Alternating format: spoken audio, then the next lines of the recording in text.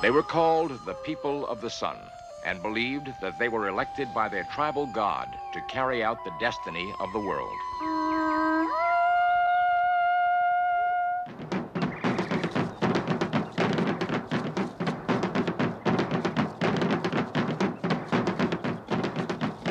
Guided by this religious imperative, the Aztecs fought their way to domination of the Western Hemisphere. They exacted tribute from over 30 other city-states. In 1519, ruled by the priest-king Montezuma, they were at the zenith of their power. But on April 22nd of that year, a small army of 508 soldiers, led by Conquistador Hernan Cortez, landed on the shore of Mexico. Why did Montezuma refuse to fight this enemy that would ultimately imprison him and change the face of the New World?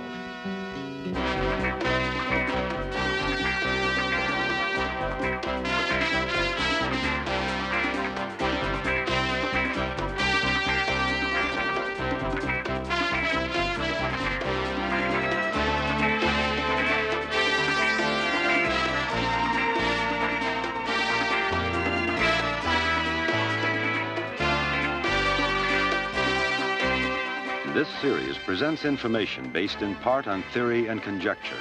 The producer's purpose is to suggest some possible explanations, but not necessarily the only ones, to the mysteries we will examine.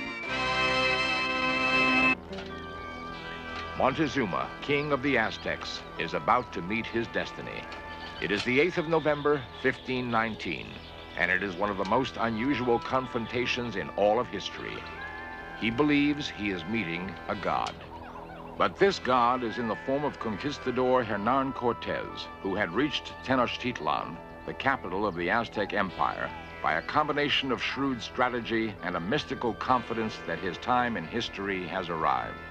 At his side is the Indian woman known as La Malinche, who is his translator and a key to his understanding of the Indian people. Today, in the center of Mexico, workers are uncovering the great temple of the Aztecs. The site was discovered by chance in 1978, and both as a structure and as a symbol is the most important single site in the Aztec world. Dr. David Carrasco is a professor at the University of Colorado. The Aztecs lived in the north, in a place called Chicomostoc, or the place of seven caves, and there, their god Huitzilopochtli appeared to the shaman priest in a dream, telling the priest that he should move the people to another location, and that location would be marked by an omen in the landscape. And there they were told that if they built their city in this place, their city would be the queen of all of the cities in Mexico, to whom people would come as one supreme among all the others. It was at this very spot that the Templo Mayor was built. The remains of the temple and the few other artifacts that survived the conquest tell us of the awesome power of the Aztecs. Since religion was at the core of their society, their pyramids were built on a scale more fitting of gods than men. The Aztec calendar was invented by priests who were well versed in astronomy, and it was remarkably accurate. More accurate, in fact, than the Roman calendar we use today. Their nobles and priests were schooled in history, religion, and prophecy. They were not only learning from their past, but believed they could predict their future. Their conquests had enabled them to create a world of luxury, and their lush gardens fed their growing armies and put flowers on the tables of their nobility. The primary sources that we have depict Moctezuma II as a highly sensitive, very spiritual, and deeply concerned Tlatoani, or king, who had a very close relationship to the major deity of the Aztecs, Huitzilopochtli. He carried the influence and the power of Huitzilopochtli in his own heart. He was the spokesman for this great deity. The Aztecs had a cyclical concept of time.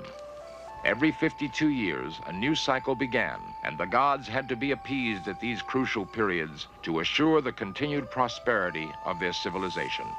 The year 1519 was the beginning of a new cycle, and there were ominous signs that their world was in danger.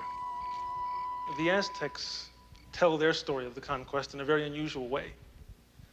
They begin their story of how their world came to an end by telling not how the Spaniards first came to their land, but by telling that there were omens in the sky, signs in their own heavens, which indicated that their world or their cosmos was coming to an abrupt and violent end. The first omen that appears is a rip in the sky, which bleeds drop by drop onto the Aztec world, celestial influences. The second omen is a thunderbolt, which hits, burns down the temple of the great god Huitzilopochtli. A number of omens follow, which indicate that the Aztecs understood their own collapse as originating with celestial influences, not the presence of Spaniards. The final omen was the most frightening. One night, throughout Tenochtitlan, a woman's cry was heard. My children, we are lost." It came from everywhere and from nowhere, and the people were afraid. It is an eerie fact that the arrival of Cortez was foretold by the Aztec prophecies. Irony and coincidence played instrumental parts in the collision of these two great cultures. It was as though some guiding force had arranged the elements of this great drama, which the characters then acted out. We have records of this historic event in a personal account written by Bernal Diaz, a soldier in Cortez' army, and in the colorful picture writings of the Aztecs themselves. Both cultures seem to confirm the warning of the omens. But Professor James Lockhart has a different interpretation. The omens tell us mainly what the Aztecs, or the Indians of that area, were thinking many years after the conquest. Most of the ones we have are a generation or generation and a half. They're their attempt to explain what happened.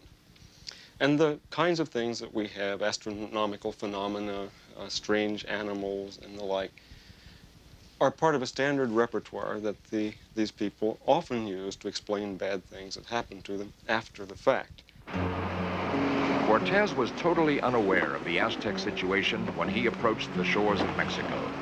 His main concern was keeping his expedition together, and to prevent desertion, he burned his ships after he was ashore.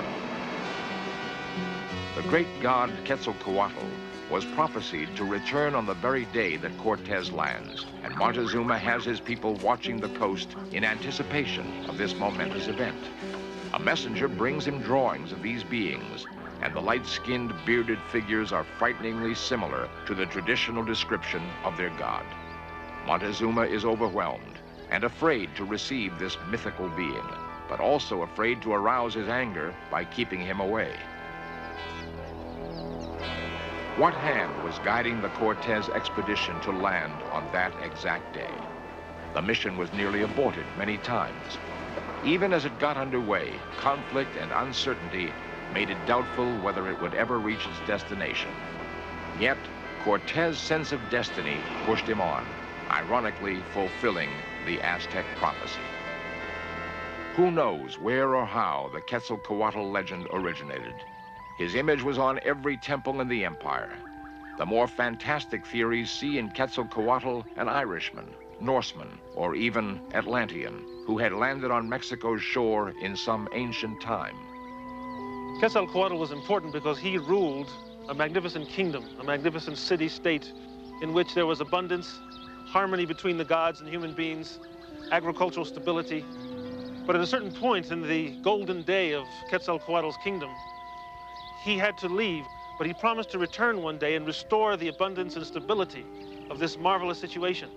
It appears from the primary sources that we have that when the Spaniards began to march inland in 1519, led by Cortez, that the Aztecs, and especially the Aztec king Moctezuma, interpreted the presence of the Spaniards as the return of this king Quetzalcoatl. And he investigated this identity in a number of ways. First of all, he sent out some representatives to paint pictures of Cortez and the Spaniards so that these pictures could be brought back and compared with the pictures that they had of their own Toltec ancestors. Secondly, Moctezuma sent out food to see if the Spaniards would eat the Indian food, would recognize it. Were they indeed human beings, or were they other kinds of beings, or were they some sort of combination of beings, human beings and supernatural beings? Many of the Indians near the coast do not share Montezuma's reverence for these intruders and want to drive them out. But their fighting methods are no match for the Spaniards.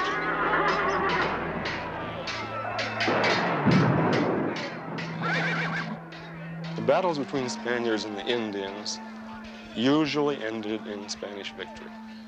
The Spaniards had the great advantage of steel, which both offensive and defensive gave them an advantage that the Indians simply could not equal.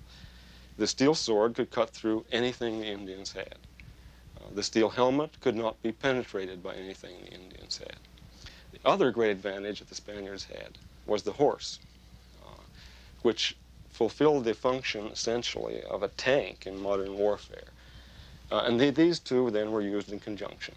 A fairly large body of Spanish footmen with their swords would hack away at huge numbers of Indians, killing them and killing them and killing them until they got tired.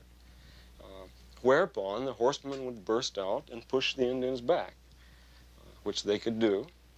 And then they would return to inside the Spanish group, and the Spaniards would begin doing it all over again. After being defeated on the battlefield, several tribal emissaries beg for peace and bring gifts as a sign of friendship. Cortez uses the occasion to further impress upon them his invulnerability. He has a horse brought to him, knowing that to them, this is a beast of the most fearsome proportion.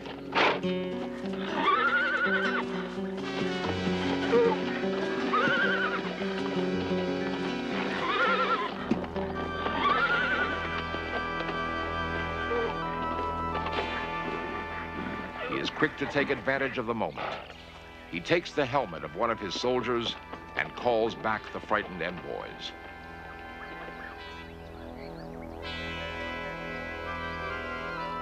He then commands them to take the helmet to Montezuma and have it filled with gold. Even this helmet seems to be an object of wonder to them. It appeared to them that this helmet was very similar, if not the same kind of helmet, which the great Aztec deity Huitzilopochtli wore. We're told that the helmet was taken to Moctezuma, and when he saw it, he marveled at this possibility, and in fact compared it to the helmet which was associated with Huitzilopochtli, and was very impressed by the similarity, and in fact afraid. Montezuma does as commanded, but still, he sends the message for Cortez to come no further. At the heart of the Aztec belief system was fear. Fear of the apocalypse, which would inevitably come and annihilate the tribe. The function of the Aztec priests was to postpone this apocalypse as long as possible. And this could only be accomplished by pleasing the many gods with the hearts of human sacrificial victims. There are Aztec myths, Aztec stories, which tell that the Aztec city itself, the great temple of the Aztecs, was created as a result of the sacrifice of deities. These stories of sacrifice of gods became the models for the ritual system and the ritual processes of the Aztecs themselves. That is, as the gods had sacrificed themselves to give life to human beings were asked to sacrifice other human beings, which was understood to feed the deities and regenerate the world.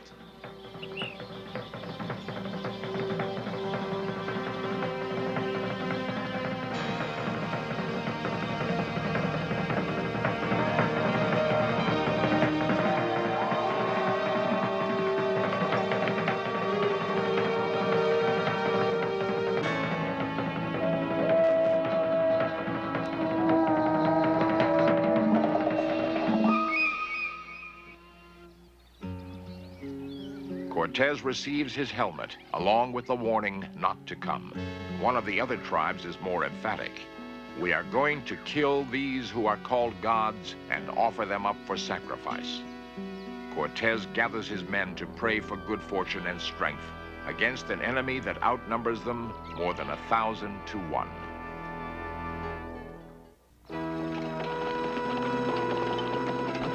Against such overwhelming odds, it seems foolhardy for Cortez to continue his advance. But his ambition propels him forward, and the lure of wealth and power keeps his troops behind him. One of the most repulsive dimensions which the Aztecs felt about the Spanish invasion of their country was the Spanish greed for gold. The Aztecs said of the Spaniards, they're like dogs seeking gold. Gold is their sickness. The lure he holds out to the Indians of Mexico is freedom from Aztec domination. He will use every tactic at his disposal, every weapon in his arsenal, and every person in his path in his determination to become master of the New World. People have been saying for a long time that Cortés didn't tell it right.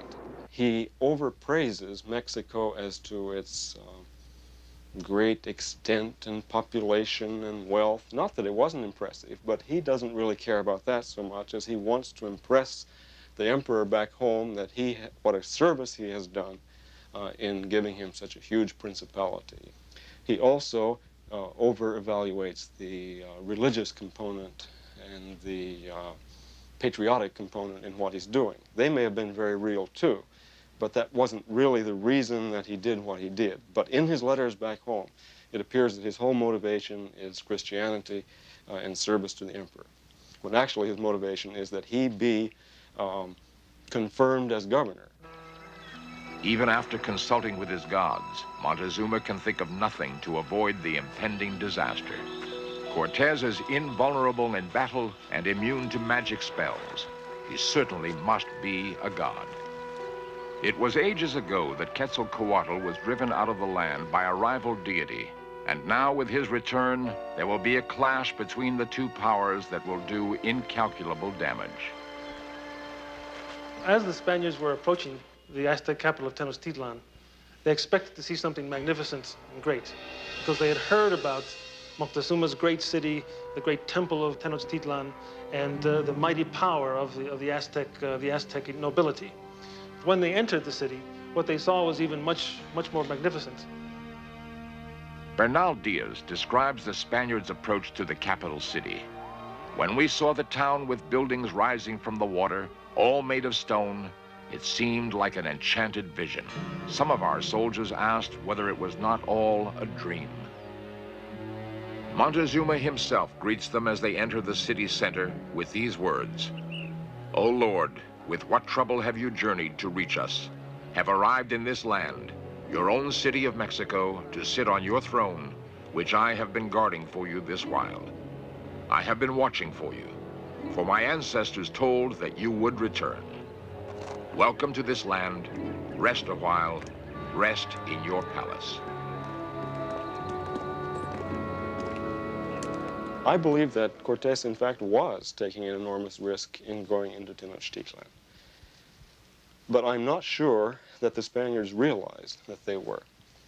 They had a long history behind them of entering into the presence of the cacique, or chieftain, or king, seizing him in the course of some friendly parley and getting away with it. They also had an equally long history of winning battles. So I'm not sure that they fully realized the risk to themselves that they were taking. Montezuma has actually moved out of his palace to make room for Cortés. It is a time of great anxiety, and Montezuma feels it is more necessary than ever to continue the sacrifices. The Lord of the Dead needs victims. From their quarters, Cortés and his men can see the grisly spectacle of the sacrificial victims being thrown down the steps of the pyramids. Finally, Cortés can endure it no more. When Cortés and his troops first arrived in the city, Moctezuma took them to the great temple. And standing on top of the great temple, Cortés is, according to Bernal Diaz del Castillo, turns to his own priest and says to the priest, perhaps this is a good time to ask Moctezuma to remove his own sacred idol so that we can put a cross here. Moctezuma, like many of the other priests and chieftains and leaders in Mexico, were repulsed by this possibility.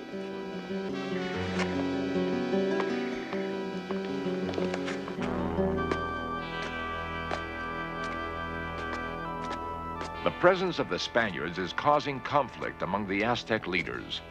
Rumors of uprising are heard throughout Tenochtitlan. In a desperate attempt to avert disaster, Cortés takes Montezuma prisoner. This is a bold maneuver while in the heart of the Aztec Empire. And to further assert his power, he displays the bound king to his people.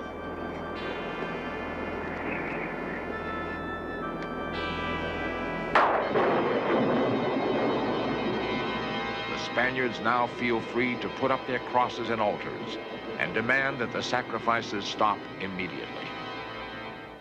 There were many uprisings of the same kind as that that led to Montezuma's death all over the Spanish Indies. It was a quite predictable process. First you seized the cacique or chieftain, and through him you ran his kingdom. But the people began not to like it, and so invariably you get secondary rebellions after the initial conquest.